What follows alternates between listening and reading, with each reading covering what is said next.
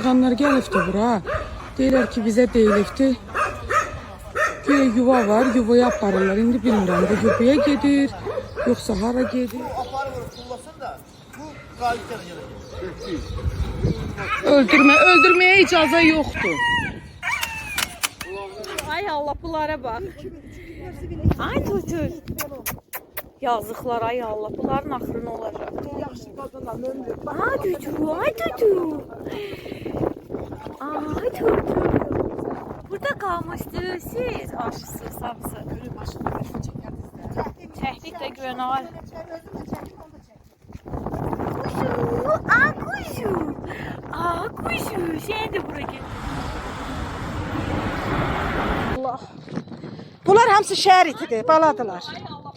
Gül kimidir, çünkü bunlar zivilli iti deyil. Zivilli iti belə olmur. Allah qənim olsun sizə. O deyil, döşü südlü itdir, bala yox öz burada.